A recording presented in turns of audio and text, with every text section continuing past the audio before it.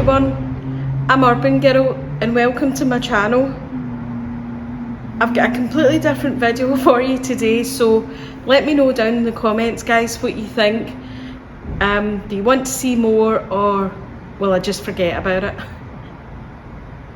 I'm testing out the new tripod as well, so good to test it indoors before we take it out in the field. So the video today, somebody asked me several videos ago how I made the ground sheet that I use in the Hungarian lavvu, and it was really simply constructed. I did use a sewing machine. You don't have to use a machine. You could hand sew. You could also use glue, like buy a good fabric glue if you're not really into sewing too much.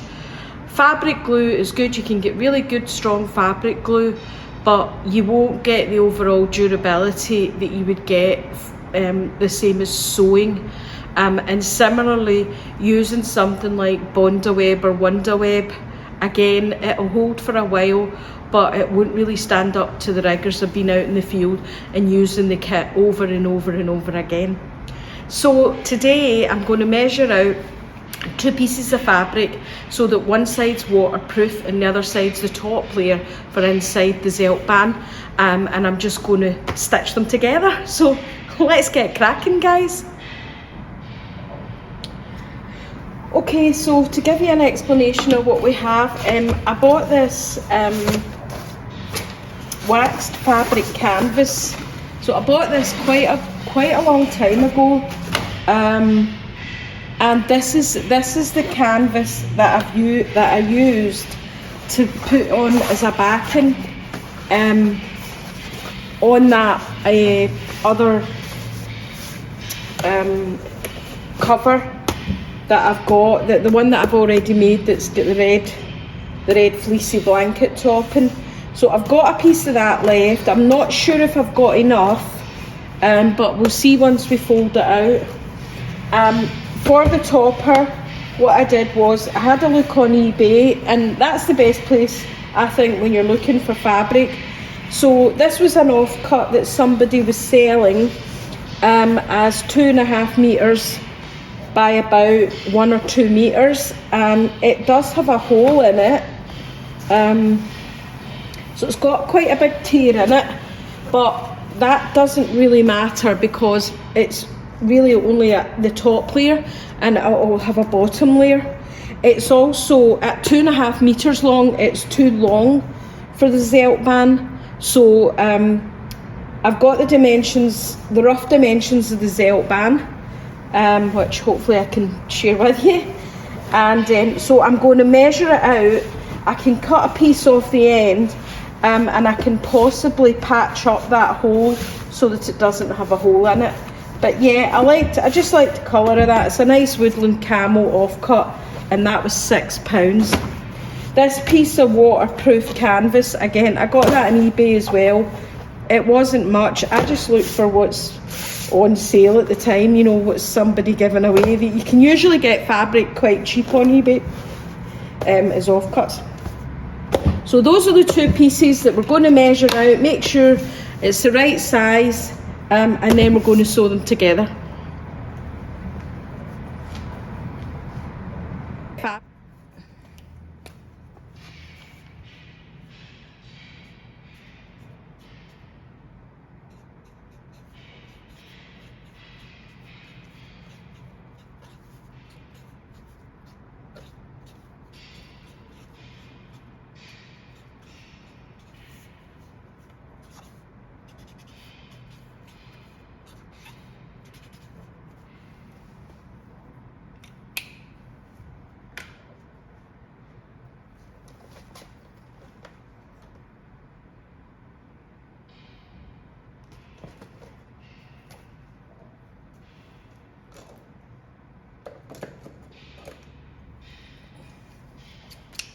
Okay, I've not got really great fabric scissors with me, but we'll see if we can use these. So I've got the dimensions that I need to stick to, roughly 2 meters by 1.5. It doesn't need to be perfect anyway, because it's only going to be used outdoors in the ground. So you can see here, that's the big rip that I was telling you about, but it's quite near an end, so hopefully I can cut that end off.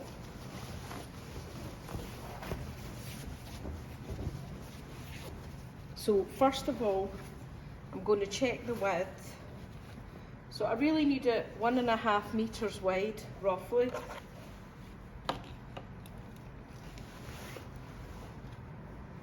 So let's see roughly what this comes out at.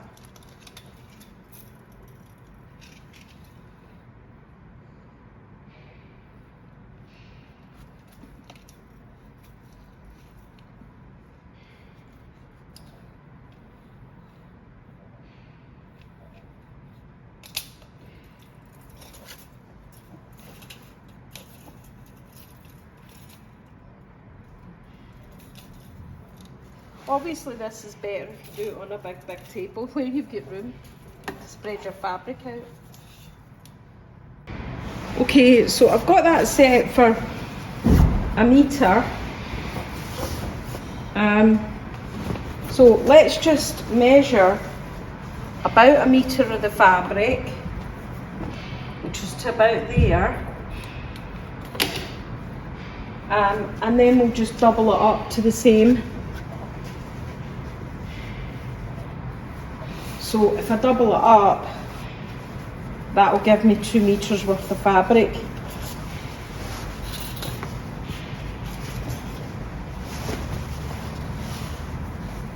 Cut. But that's that piece measured. So put that to one side. And then measure out the canvas. As I said, this I'm not so sure about because it is really the offcut that I've got left.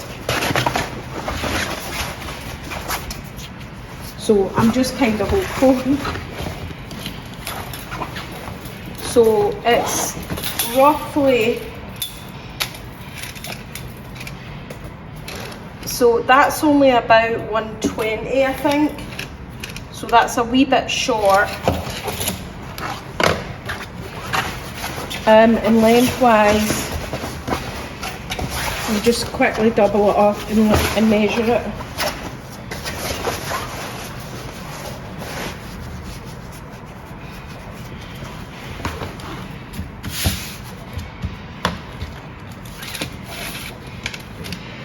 That's 80. So my canvas is slightly shorter, which means I will just measure I'll just basically attach the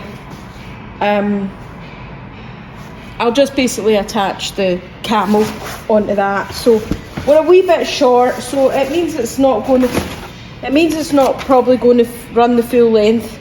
But the interior length of the zeltbahn's probably slightly smaller anyway, so I don't really think we need to worry about that. I think the easiest way to do this would be to lay both of the pieces out on a big table and roughly pin them together and then cut the camo fabric. I think I've left all my pins in the house, so I'm only going to be able to use whatever safety pins I can find and whatever pins I can scrabble out of my sewing bag, which will be absolutely fine. That looks good enough.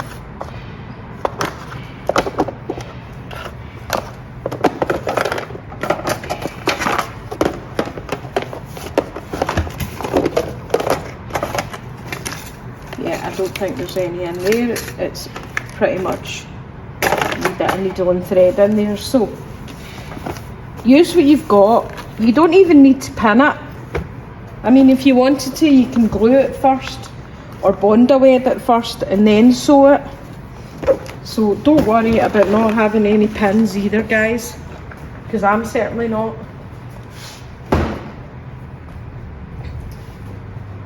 Because I'm going to be carrying this out in the field, I'm not going to put a sandwich layer in it.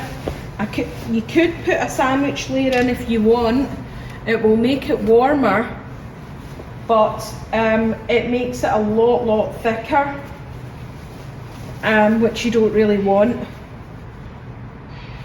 because it'll be too bulky for you to carry.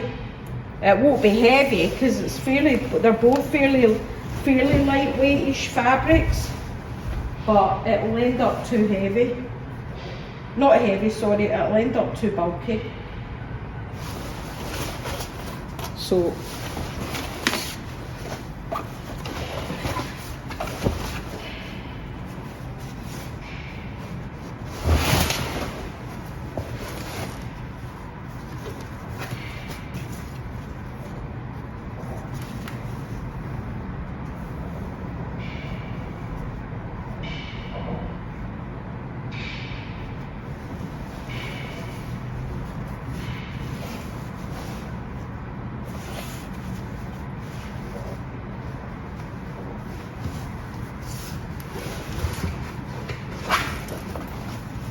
I'm not going to worry too much about seams and all that yet either. I'm just going to pin them together first.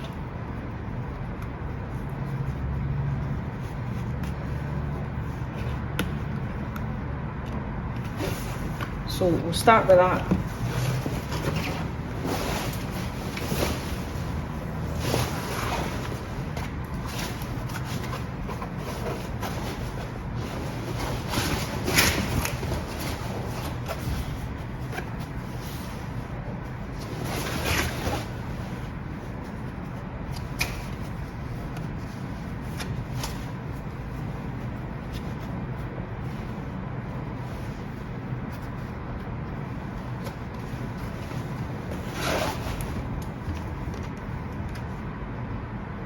I'm just roughly pinning these together just to keep them together, roughly.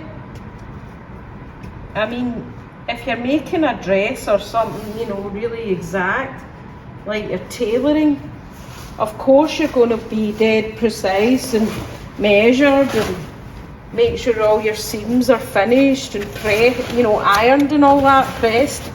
But when you're just doing a rough thing like this to lie out in the ground outside, you don't need to overthink it, guys.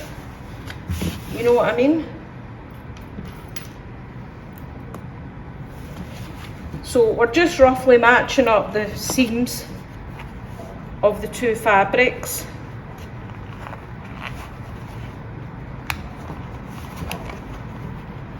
And roughly pinning them together.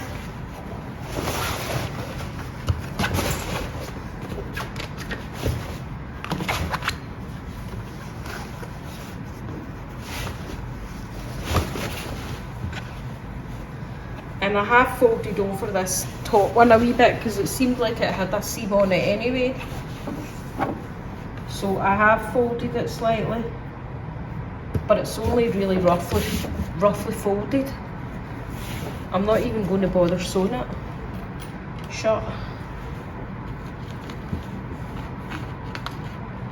What I tend to do when I'm making things is I don't have a lot of patience for exactness and straight lines and all that, so I like to just get it all roughly set up the way I want it, and then I just basically run it through the machine at top speed and don't care how it turns out. So I've got that, that's it, that's the basics. Piece them together, guys. Right, that's good enough for me. I've basically just held them together. It is a big piece of fabric you're working with, that's the hardest thing. But you're not making a dress, so you don't need to worry about it.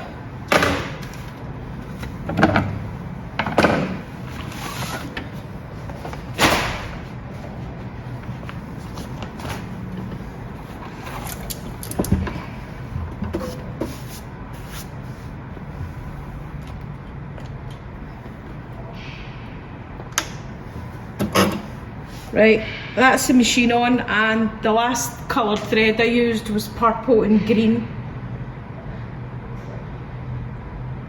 which obviously isn't really great for this brown and this camel. it means the top colour thread will be brown. The bottom being green's not so bad, but the top colour, I'm not convinced we want purple thread, do we guys? So let's maybe change the top thread.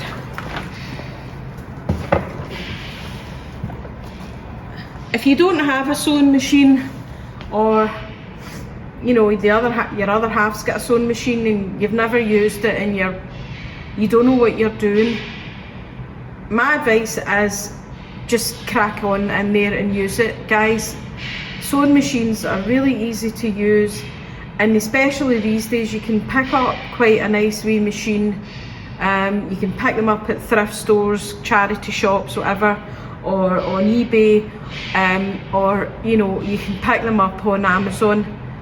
If you want a fairly decent machine, then yes, you will pay more money. If you want a fairly decent machine, then yes, you're better off sticking to good brands like Brother or Janome or Singer. If you buy a cheap 55 quid machine off Amazon, then it will sew things, but you won't get the longevity from it. Also, a really cheap machine will not handle very thick fabric. It won't like it, and you'll probably struggle with it. But as I said, with that said, these are really thin, too thin fabrics getting stitched together. So honestly, any old machine will do. Let's change that thread. If you're worrying about that, I'll show you what I'm doing. Right, let's see what colour we've got. Oh, we do have a brown. Right, I've got a nice brown and there's plenty of thread on it. So I'll just rip that one out.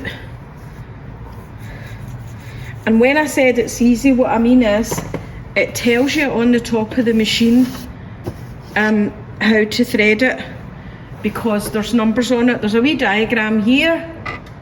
Let's see if you can see that. So there's a wee diagram there that shows you what to do to thread, which is this one here. The dotted line is if you want to put your thread onto a new spool. So the dotted line you follow for doing a spool, which is the bottom thread. But we're not going to bother replacing the bottom because that's green and we're happy with that. So we're only replacing the top thread. And as I said, the machine gives you all the instructions there. It's got all the numbers. So you pop your thread on, pop it through number 1, bring it down through the tension so that you can't, it's difficult to see, but there's a number 2 here showing you the downward direction. And the reason you're pulling it down here is this is how you pull it through the tension discs that are in the machine. I'm going to get a seat for this just so I can finish threading this machine in comfort. Hang on. Right, and I'll give you a better view, guys. Hang on. Right, hopefully that's a slightly better view.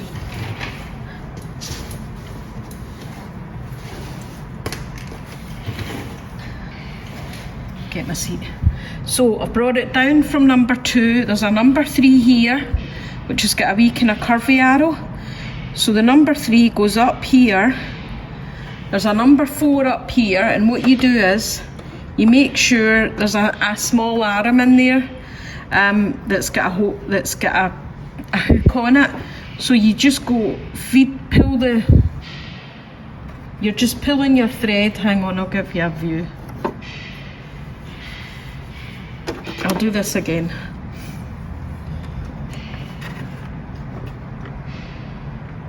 Right. Okay, so you're pulling it down through the tension discs up here. You're making sure it catches that by just pulling it back and forward. You're coming back down here, and then at this section here there's a wee thread holder right in front of the needle, and then you're literally at the needle.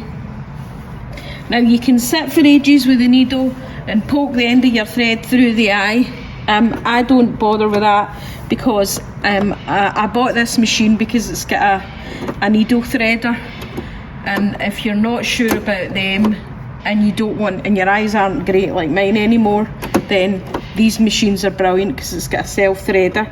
So all I do is I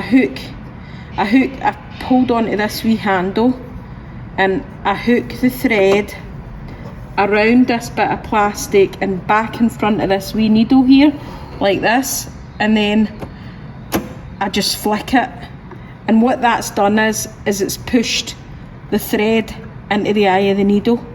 So I pull the end through and that's it, threaded. So it's really, really easy, guys. Don't be intimidated by a sewing machine. They're so easy.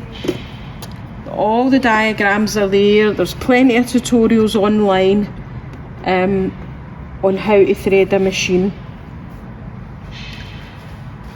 Right, our machine's all set up. Let's get rid of the sewing bag. Now the thread here's far too long now at the back. You don't want that much thread at the back. So just cut your thread at the back. Make sure you do keep your 2 threads at the back though. You've got your bobbin thread, which is the green thread down here, and your brown thread, which you had up here. And now what we'll do is we'll set the stitch here. For this one, you don't really want it too long, because you don't want too long a stitch.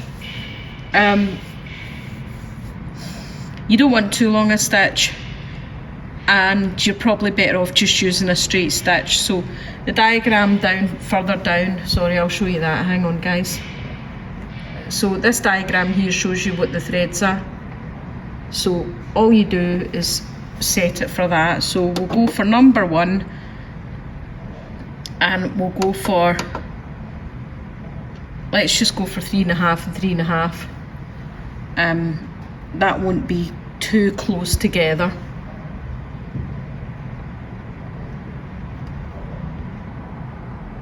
Okay, right, let's get our fabric and let's just sew it, guys.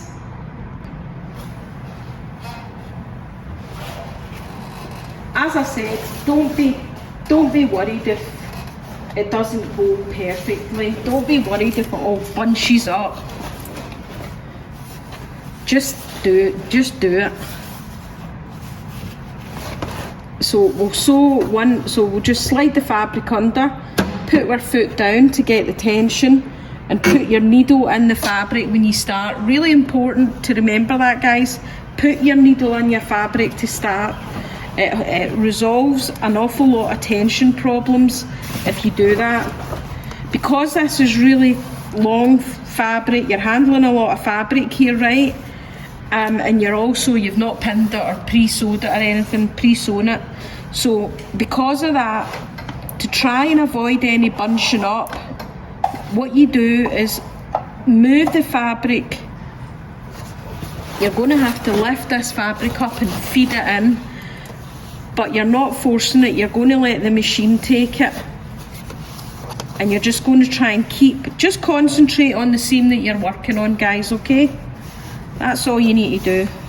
So let's go.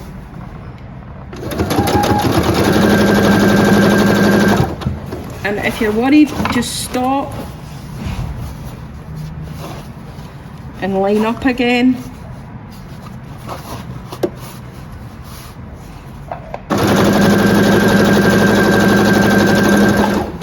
Because we've got a lot of fabric here that we're trying to move, and it's not all going to fit.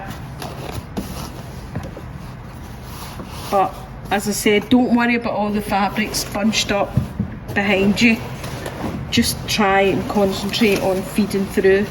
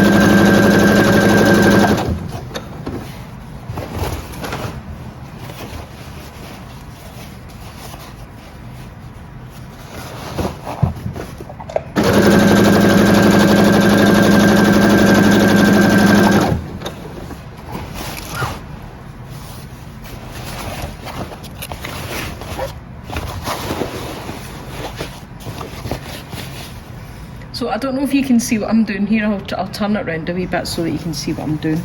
Because what I'm doing, as you can see, is I've got a lot of fabric here all bunched up, and I'm just lifting it about and moving it about and shifting it about, because it's not joined together or all of that. Remember, I don't need to worry about that. I just need to move it to make sure that I can piece this. And now that I'm trying to line it all up, I'm taking those pins out and I'm lining it as I go. And I'm matching that seam as I go.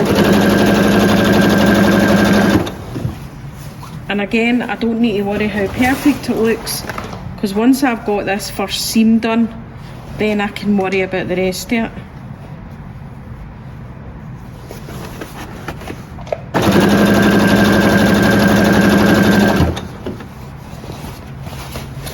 And whether or not it's straight. And even if you make a mistake, you can always unpick it.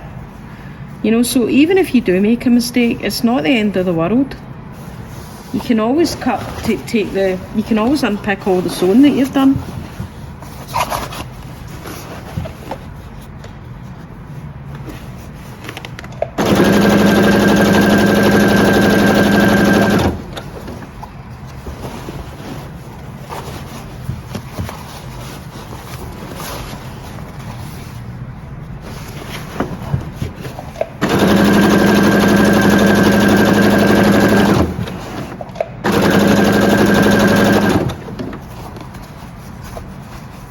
So we're nearly at the end of the canvas fabric, but obviously we're not at the end of the camo fabric. Just make sure I'm just clipping together my pins so I don't jag myself, because you always do that. So I'm just making sure my fabric's still straight here, and lining this up again.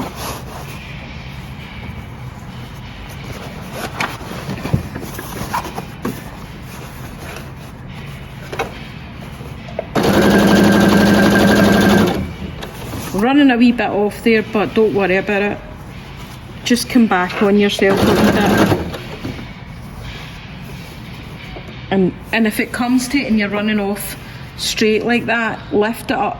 Lift up your presser foot while your needle's in your fabric, and you can pull your fabric round again.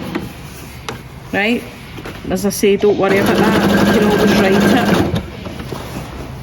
Now we're coming to the end of the we're coming to the end of this fabric, as you can see, so let's just straighten this up as best we can and run this last wee bit.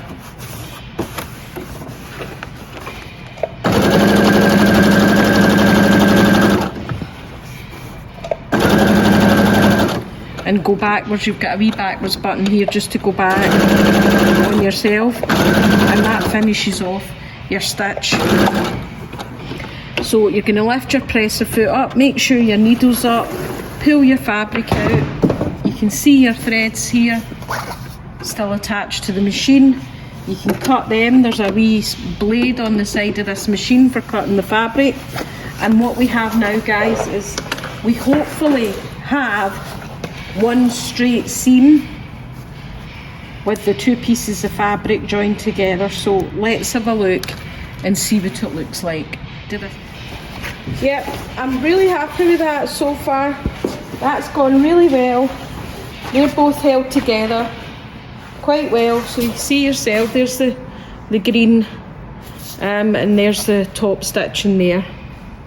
And what I'll do is I can finish them off with a zigzag stitch just to help it stop fraying, but I could, even if I wanted, fold it over and sew it again so that it's got a finished seam.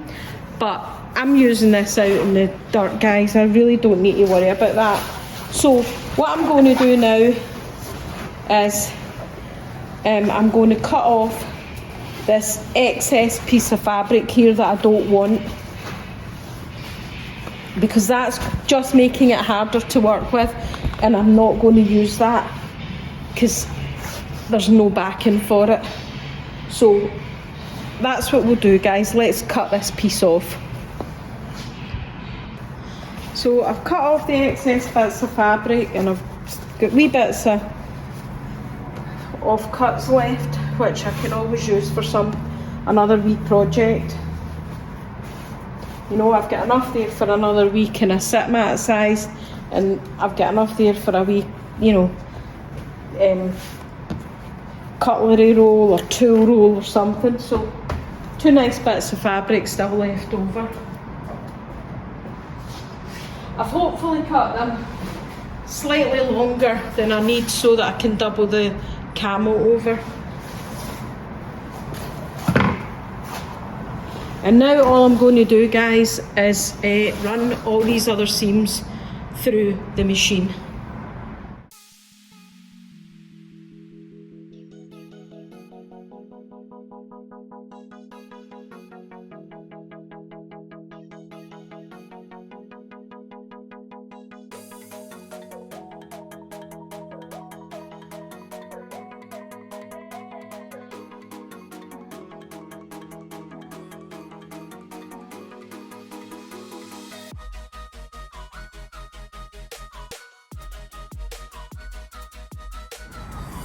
Okay guys, I'm on this last seam, and what I've done is, to make it easier now that I've done 2 of the other seams, what I've done is I've rolled my fabric all up. So I put it out on a table flat, lay it out flat on a big table, and I've rolled it all up, and that'll make it easier when I'm finishing this last seam to get this fabric through the machine, i.e. so that I can sew this last seam and try my best not to get the fabric all bunched up, which is difficult, but you know, you can but try your best. So let's see how we got on with this last one.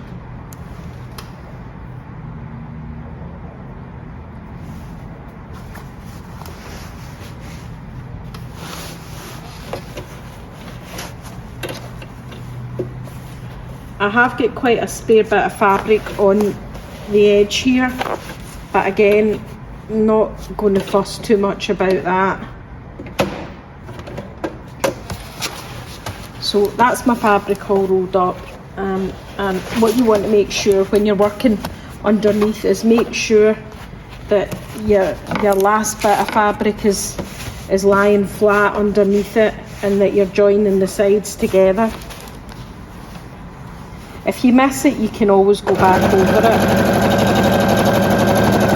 The other thing I hope that you can see, guys, is I'm not touching or forcing this fabric through the machine anywhere, because what I'm actually doing is just letting it go itself, but I'm holding a lot of this fabric over at the edge where it's really heavy,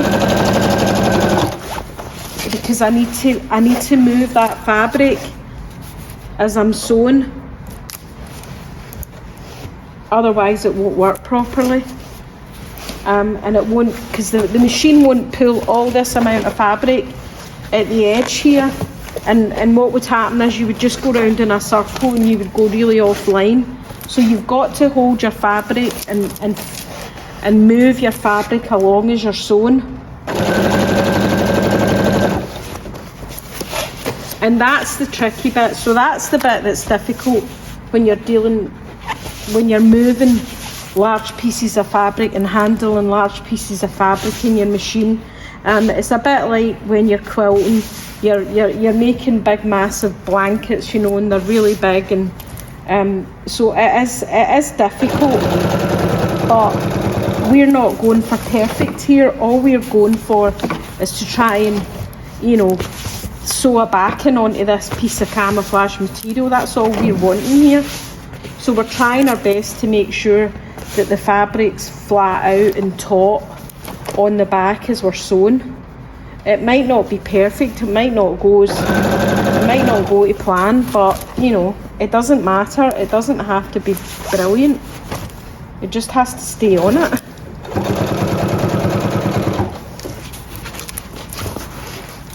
So we're getting quite near to the end, and we want to make sure that my fabric's moving okay, so I'm folding it over at the back there because I'm running out of space as well. This isn't a great table for it, obviously. I could use a better table, but I don't have one in here. I pay for my space, and this is the table that I bought in my space. So.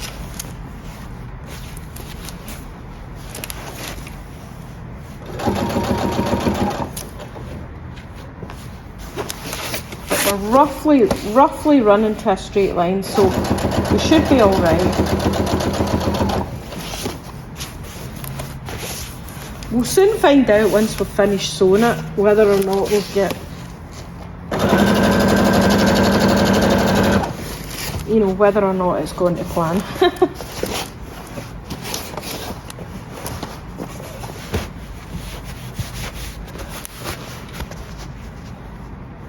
And you also usually find out once you get to the end.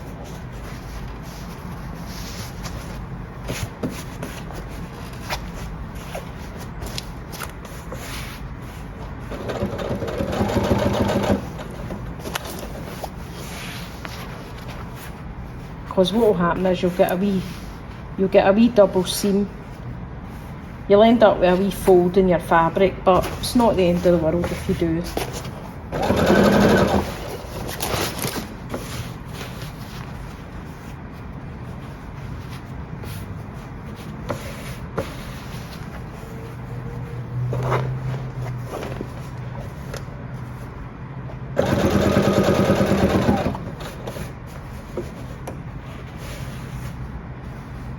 And if you are going to have one, it's better to have it right at the corner seam, because it really doesn't matter.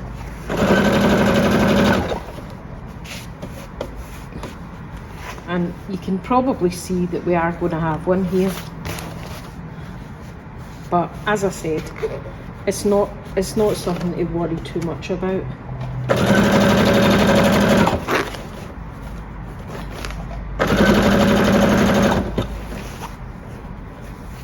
So you'll see this, hopefully you can see that, but this last tiny corner, as you can see, we've got a wee bit of bunching of the fabric, and that's really because you're not, you know, because you've not pinned all this out, and you're not working on a really big table, and you're not really controlling it properly. The tension of the fabrics joining together have gone slightly off track, and that's where you end up with this kind of bunching at the corner. But as I said, I'm not worried about that. It wouldn't be good if you were making a dress, obviously. So we'll go back on that row there, and then we'll go back again and finish that. And hopefully we now have a ground sheet. So let's lay it out and have a look at it, guys. Well, there we are, guys. That's it, laid out on the ground. As you can see, pretty pleased with the end result. Not too much bunching. I have got a wee bit of spare fabric at some of the edges, so what I'll do is I'll finish that off somehow. I'll think about what I'm going to do with it, whether I fold it back on itself and make a wee double seam on the top or something, or whether I just cut it off, because as I said, it really does not matter. This is going to be used as a ground sheet in the lavvu, or even under a tarp. I don't know, but yeah, we're going to definitely test it in the field. I've not cut a hole or anything in it. I've not cut a seam up the middle or anything. I've got that in the other ground sheet that I made, where I cut a hole right up the middle so that I could wrap it around the centre pole in the lavvu. But to be honest, it doesn't really matter, because that pole doesn't really need to dig right into the ground. Not for me anyway, because I'm not using it overnight, and I tension the pole with a guy line as well. So I don't care if my pole sits on top of that fabric. It's good to get off cuts, because then you don't worry if you go wrong and you make a mistake. But hopefully you've seen in that tutorial how easy that was, guys. I've just cut all the edges off and squared them all off, and now I'm going to switch over to a zigzag stitch, and I'm going to do a zigzag stitch along all of the edges of the fabric, and that'll help it to stop fraying slightly. It won't be fantastic, but it'll be enough.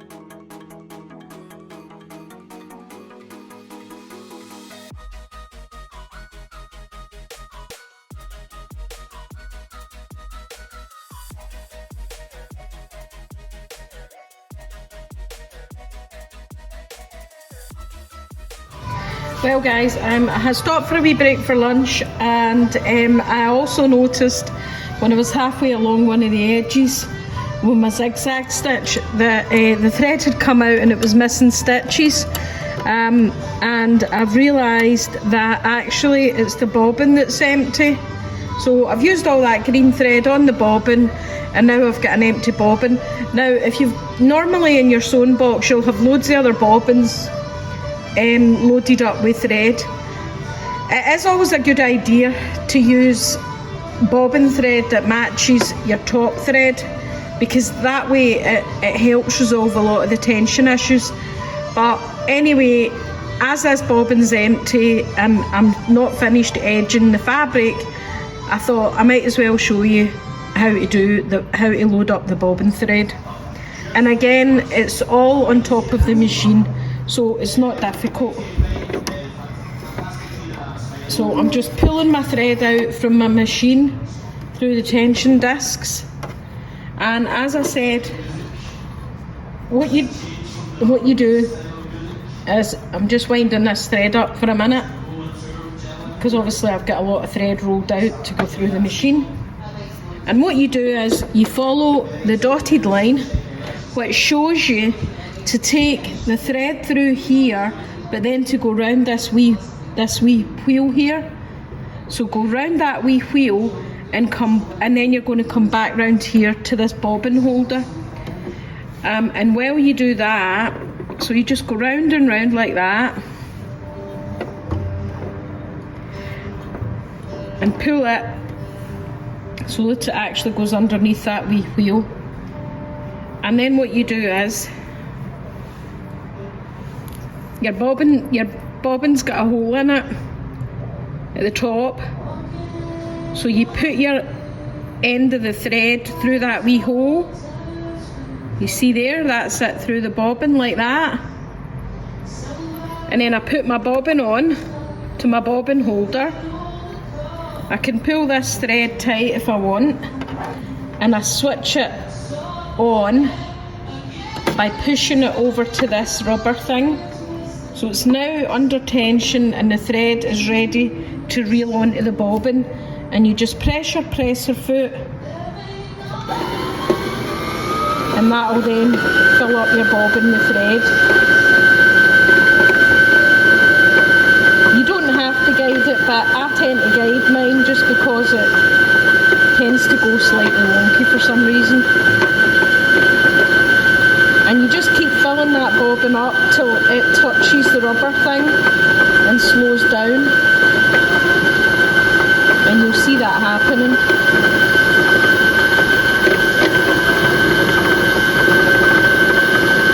And so yeah, that's probably that's full enough.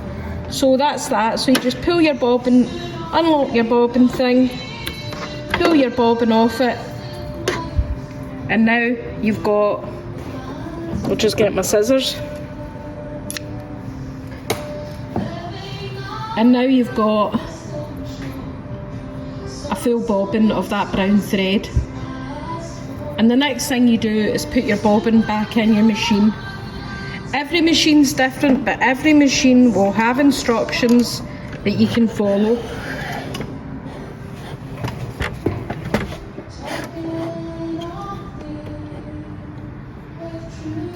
And as you can see, I've got a guide here that shows me to put my bobbin in as a number 9. i.e. the thread comes round like that and goes down and under and through here. Some machines are a number 6, some are a number 9. It just depends on your machine. It will tell you on your machine. So a number 9 means your bobbin's here and your thread's coming over the top like that. You just drop your bobbin into the bobbin holder and you feed it round through this wee loop here. Now that's your bobbin sitting in there. So your bobbin's in there, your bobbin thread is in there. But what you've got to do now is you've got to pull your bobbin thread up through the top of your machine. So you'll go back to your machine, you'll make sure your machine's threaded for normal sewing. So you're going to thread your machine again through the tension loops, up round through that wee hook up at the top. Make sure it catches in that, sorry guys, into your thread holder, and then you're going to thread that needle.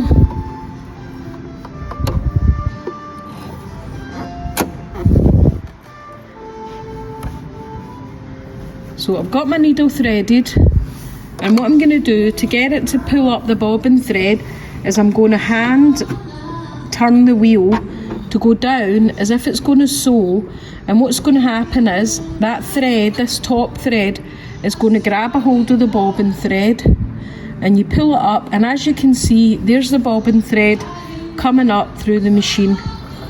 So as you can see, there's the bobbin turning and there's the bobbin thread now through the machine.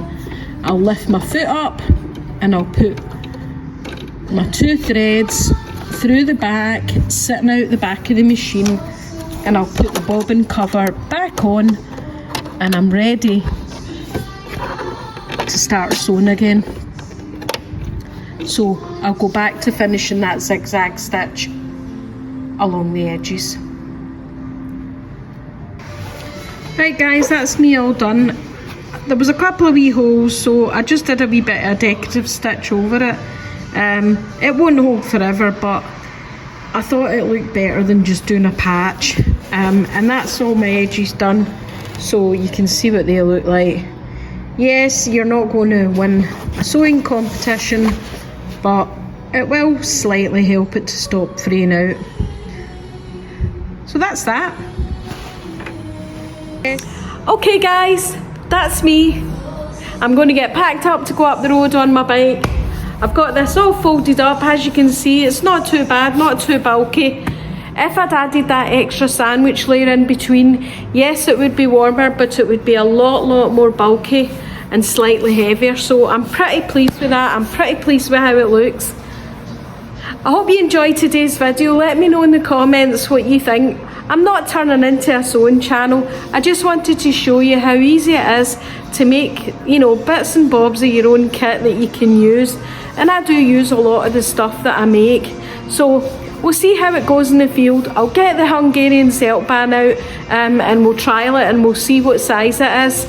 It's not going to be the exact perfect size, but we'll see how it does in the field.